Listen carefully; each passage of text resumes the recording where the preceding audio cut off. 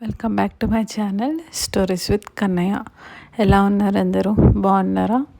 నేను బాగున్నాను. మీరు కూడా బాగుండాలని కోరుకుంటూ ఈ వీడియో స్టార్ట్ చేస్తున్నాను.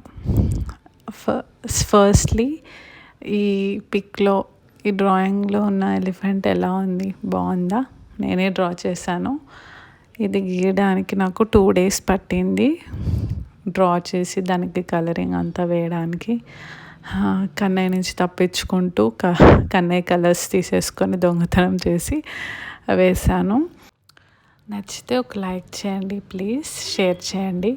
అండ్ థంబ్నెయిల్ చూసి అనుకోవచ్చు, ఏంటి అంత చక్కటి కన్నయ్య ఉన్నాడు, బాబుగా హస్బెండ్ ఉన్నారు, నువ్వు ఒంటరి దానివి ఏంటి అనుకోవచ్చు. కానీ ఇది కన్నయ్య పుట్టక ముందు మేము ఢిల్లీలో 2 years వరకు ఉన్నాము. ఆ 2 years నాకు అలానే అనిపించింది అనమాట, ఒంటరితనంగా.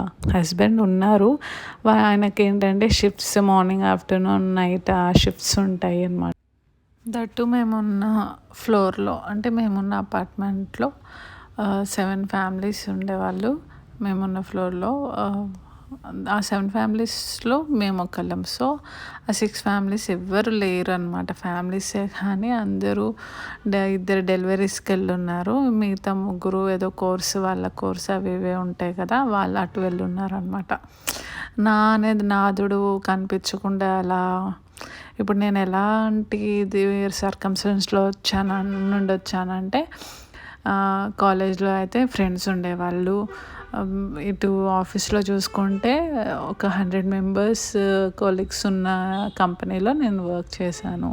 ఎటు చూసుకున్న ఒక 10 మంది మధ్యలో అంతా పనులు చేసుకుంటూ మాట్లాడుతూ అలా జాలీగా ఉన్న మనిషిని సడన్గా ఒకటే రూమ్లో ఎటు కదలకుండా ఉంచితే ఎలా ఉంటుంది?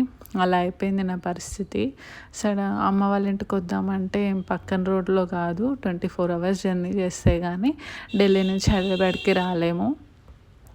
అత్తయ్య వాళ్ళు గుంటూరులో ఉంటారు. సో అలా ఒక్కదాన్నే అనిపించేది, మూడీగా, ఫ్రస్ట్రేషన్గా, డిప్రెషన్గా, ఏంటో బాధ అన్నమాట. అది చెప్పిన అర్థం కానీ బాధ. ఒక్కొక్కసారి ఏడ్చేసేదాన్ని కూడా.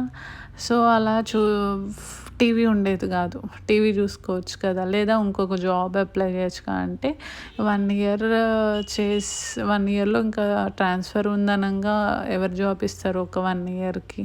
వాళ్ళు ఆల్రెడీ 2-3 అప్లై చేశాను, వాళ్ళేమో బాండ్ రాయమన్నారు. అలా అవ్వదని ఇంకా బ్రేక్ తీసుకుందామని 1 year బ్రేక్ తీసుకున్నాను. సో అప్పుడు నాకు ఈ నేస్తాలు పరిచయమే అనమాట.